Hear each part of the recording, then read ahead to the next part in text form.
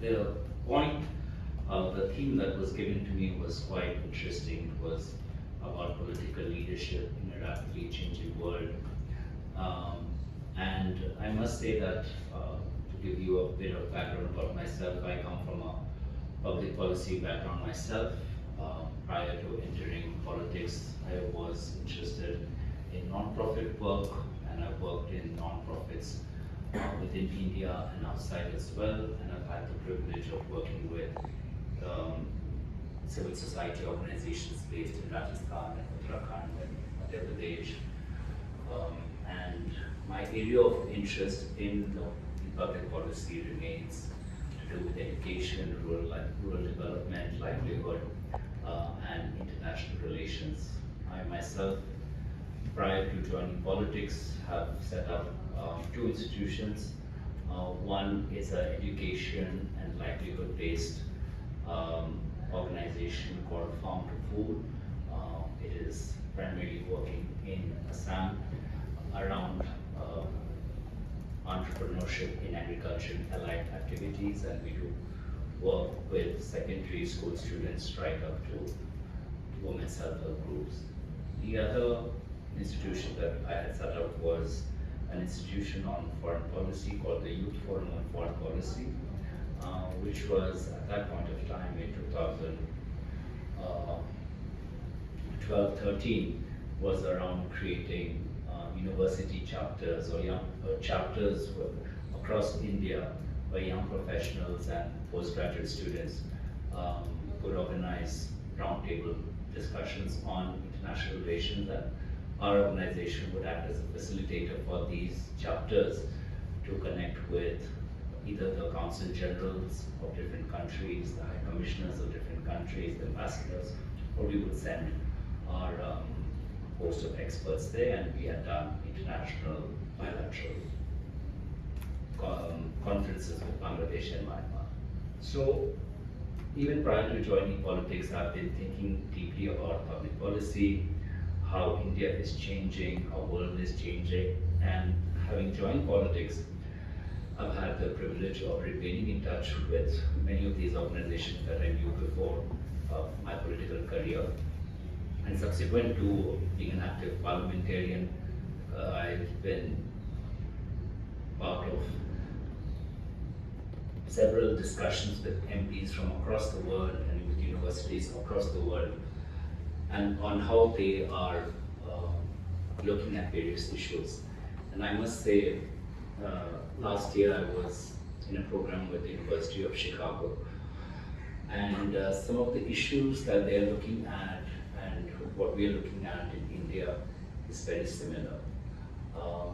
The first issue is that of technology. I think we're all trying to cope with the rapidly evolution of artificial intelligence, data protection, and the role of and the disruptive role that technology plays in our economy. And when we have similar concerns, whether it's an MP from Australia, whether it's a regulator from the UK, whether it's us, whether it's the RBI, we all have similar concerns related to public safety, national security, and we're all trying to find a balance between regulation and over-regulation and excessive regulation. And obviously we're all, facing the same questions between individual liberty vis-a-vis national security. What we do find interesting when we compare our approaches is the level of parliamentary oversight that is possible in other countries when it comes to issues such as cybersecurity. I think that level of parliamentary oversight is not there. Often we look at parliament only at the two chambers, which is the Lok Sabha and the Rajya Sabha. We don't look effectively at our committees and how powerful these committees are, and what level of oversight do they have, and what level of power do they have to summon high-ranking officials. So I think that's something I feel like that's something where India needs to also evolve, because we need the parliament and its committees to be that much more accountable to this excessiveness of the executive, which is quite natural in everywhere, has to be curbed. The second challenge that we find very similar when we talk to colleagues from across the world and within India as well is just climate change. Although it's a very old topic, we've been talking about it ever since the Al Gore movie came out in the 2000s, and prior to that we've been talking about greenhouse gas emissions since the 90s. We have all these treaties and the COPs going on. I think finally the world, or at least in India, we are able to see the intersectionality of climate change. It's not just about environment, it's about urbanization, it's about urban planning, it's about transport, it's about how our institutions are able to cope with the ever-changing regulations, our urban local bodies and municipalities. Are they prepared to enforce the regulations? Are the industries which will be affected, and especially the small, micro and medium, do they have the resources to adapt and come on board to a lower emission path? And thirdly, do we have the political willpower to take some hard decisions and impose caps on high polluting industries and on those firms which are creating those emissions, whether thermal emissions or water emissions? Do we have those kind of tools and mechanisms, the political leadership, to really go hard after our big polluters? So these are questions that we look at, and I find that in this, when I work on this particular issue, I think we have to create a lot of awareness amongst our fellow parliamentarians. I think there is this culture of parliamentarians to allow the executive to dictate the direction of work or the policy priorities, but it's very important for parliamentarians or let's say legislatures to equip themselves with knowledge on these issues, because as public representatives we understand what our government officers are trying to say, but at the same time we represent the industry, which also employs many people. We represent small sectors of people who get affected by a whimsical decision. So say for instance, when in winters the air pollution in Delhi really rises and the NGT says that all diesel generators should be shut. Now what does that do to a small shop? What does that do to a small industry? And what is the workaround for that? We don't have. We talk about banning firecrackers, but then what happens to Sivakasi and the entire livelihood of women who are employed in that? We talk about imposing hard caps on BD, then what happens to those women? We talk about shutting down coal, so what happens to the coal workers in Jharkhand? So, there is a lack of foresight, and there's a lack of strategic visioning, which is not there, and therefore this can create massive instability, both economically in the lives of those people who are directly affected by such arbitrary, and I call them arbitrary shutdowns and bans, and it creates social instability as well, because whatever new industry comes in that vacuum, that brings itself with a new section of people and workers who are skilled, and those who are left behind are too old to learn a new skill, or they don't have the necessary resources to migrate them onto this alternative energy. So for instance, whether it's the mill workers of Mumbai, who now see in Phoenix Mills there's a shopping mall, which will create employment for people with a background in hospitality and service and F&B, but nothing for those mills. Similarly, the tea gardens of Assam and West Bengal and Kerala, we are seeing increasingly being shut down, and part of those tea gardens being opened up to resorts and other forms of industry, which will create employment for others. What happens to them? And similarly, if you shut down a coal mine and you do a solar plant, it will create employment for solar trained engineers and groups, but what happens to them? So these are these kind of thinking that is not taking place, and this creates social instability as well, because you have an established set of people who have been living there. They have been displaced out of their livelihood by force, and they have not been treated, or they have not been given the tools to adapt to a new economic reality, and they see a new set of migrants who have come on their land, and they are doing better off. And this is the old versus the new, you know, migrant or settlers that we see in debates, whether it's in the US right now, or whether it's in in Maharashtra when they talk about outsiders coming in. And this kind of social instability leads to a lot of policies. This social instability is now, again, not something in India alone. This social instability is there across the world. And the world is therefore trying to figure out what to do with this. One thing that India is doing is to give a lot of subsidies towards manufacturing. It's the same done by the US. If you look at the US presidential election debate right now, some of the biggest economic takeaways is about how much money they're pumping in to create semiconductor units. And that's what we're doing also. We're on the semiconductor units. Meanwhile, the traditional, you know, big wigs, big companies are still in Vietnam, are still in Taiwan, and are still there. So we're all trying to figure out what to do in order to combat this social instability. I think, you know, we have the luxury of ignoring the concerns of these workers and finding this resentment has created an opportunity for extremist leaders to come in and offer some message of hope to the disaffected.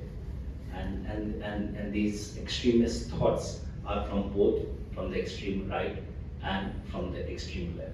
So you might have a Bernie Sanders in the US, and you will have a Nigel Farage in the UK, and you will have someone in the Northeast having very parochial ideas that Northeast first, or what the government of Karnataka is saying, that Kannadigas first, or what the Haryana government said, that 80% to local, right? So that's creating, because that social instability earlier did not have a political outlet, and now it has. And therefore, coming back to political leadership, you know, that's what we have to be aware of. We have to equip ourselves with knowledge to look at the trends, to see, you know, 10 years down the line, to plan 10 years down the line. So that knowledge is very necessary, and that knowledge comes from our own process of self-learning. That knowledge comes from collaboration with institutions. That knowledge comes from creating networks between government and industry and academia and individual experts as well, and creating those platforms as well. After knowledge, I would say the second part is creating just good teams, because as a politician, I cannot be looking at thinking of a solution to the education problem, to the malnutrition problem, to the border problem, to the defense problem. I might have a view on all of this, that which comes to my knowledge, but I don't have the necessary wherewithal to have this right solution. But that's where it's very important to create good teams. So I know where the team, when they are when they are on the right track, and I am the final signatory on their plan of action, but I am able to give them the direction, the vision of where we want to be. And as again, it's very necessary for political leadership, because as a political leader, we are representing so many. We are representing many vested interests. We are representing right from the youth, the women, the elderly. We are representing the poor, the middle class, the rich. We're thinking about the present and the future. And therefore, political leadership is important. This cannot happen by outsourcing it to the private sector, because their frame of thinking is around profits. This cannot be thinking just to social organization, because their frame of thinking is just around public good and then not around the economics of it. And this frame of thinking cannot be given to government because they only look at regulations, but they don't, again, it's a bit cut off.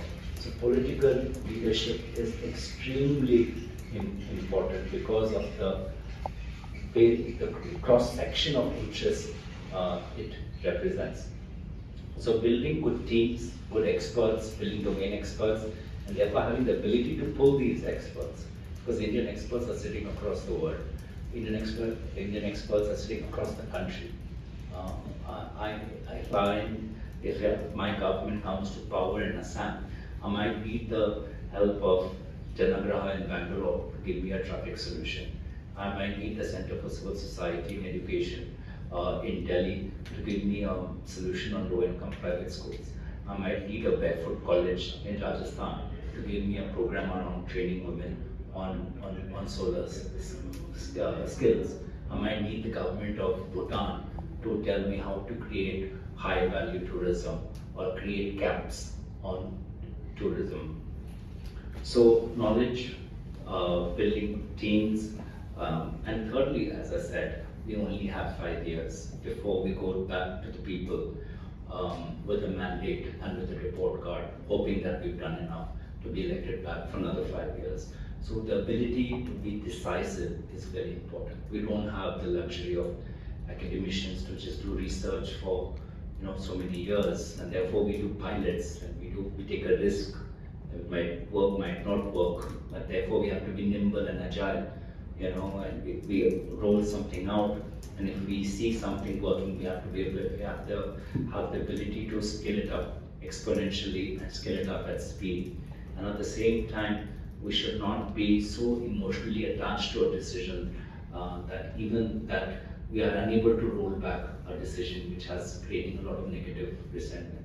So you have to be nimble and agile and be decisive whether to go forward, scale it up, or to roll back.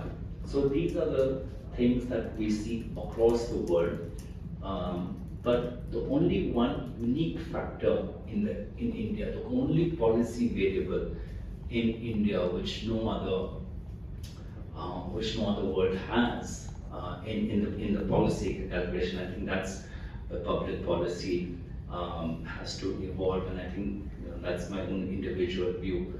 We don't have a variable on demography, and that is such a critical variable, and it has its own weight.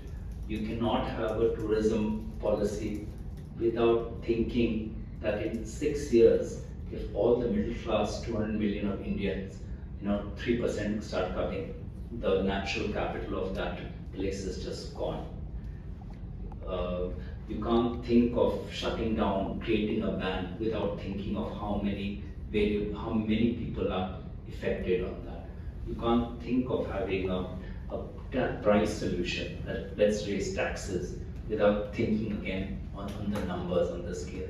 So demography is very important, and I think therefore, in my personal view, especially when it comes to tourism and urban planning and traffic, and building houses, so it just starts and rapidly. There are already too many houses, therefore there's not enough parking, or there are already too many industries who are all polluting, or there are already too many vehicles which are all now creating traffic jams. So the ability to set cap, not for only emitters, but to set cap on in various sectors and set the right cap, whether it's a price cap or a lottery cap or entry cap, but we have to be able to set caps. That okay, after this I cannot give more parking permits. After this I cannot allow more houses to come up there.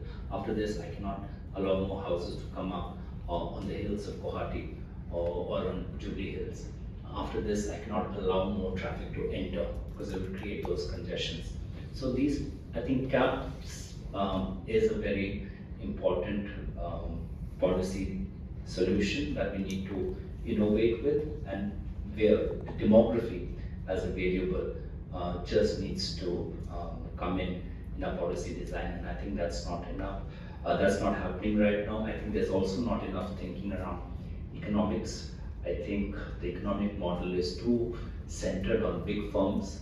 The way it incentivizes, when you go down this argument of scale of production, and it automatically, obviously, the bigger firm, the more established firm, the firm that is slowly building a monopoly, obviously will have the scale of production, and therefore then it has that ability to set standards for wages. So you will have a problem with workers in Amazon not getting fair wages. You have a problem in the aviation where there's only one single company.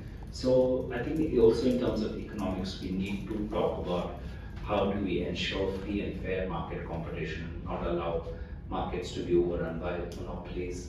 The only tool we have right now is the Competition Commission in order to break down these monopolies, and that's what's happening in the television sector. The competition regulator has recognized that the merger between was it Sony and Z would have led to a big monopoly and therefore shut it down. And now it's between Disney and Geo, I think. Again, the alliance and the regulators working on that as well. But it just seems to be, on TV, what happened to telecom? Telecom was, there were so many firms in telecom, there were so many firms in aviation, and now we have one company or two companies just establishing monopolies across 5, 6 strategic sectors. And we find that the hardest decisions that are coming, those in terms of competition, those are targeted at technology companies. So the EU regulators looking at Amazon and Google and Facebook, those are digital. But what about all these other sectors, right? Energy, petroleum, there's so much of monopoly on that. And I think that's where we face problem, especially because the bigger the firm is, the more technology they will adopt. And those kind of firms and the industries that they're investing in requires high skilled people. And what we have in India is a lot of semi-skilled or unskilled people. That's the unemployment problem. The employment problem, if we focus only on specialized high-skilled industries, will create employment for the top end, for the IIT grads and for the triple ITs. But we need employment for those who can't even go to college. We need employment for those who get a BA degree and then apply for a 4th grade job in the railways. So it's that semi-skilled, unskilled, that's the industry that we need to capture. That's the Indian problem, which might be there others as well, but it's very unique to India because of the way our demography is expanding. So those are key themes that are outlined, which every state is thinking of, every state is doing something, innovating. And I'm sure you would have talked about these topics in your other sessions as well. But as a politician, this is how I think about the rapidly changing world, what's unique in India, and as a politician, as political leaders, we need to have the knowledge, we need to build the teams, we need to be decisive, and fourth, figure out the Indian policy landscape. With that, I'll end my opening statement, and if there are any questions, I'll be happy to take them. Thank you.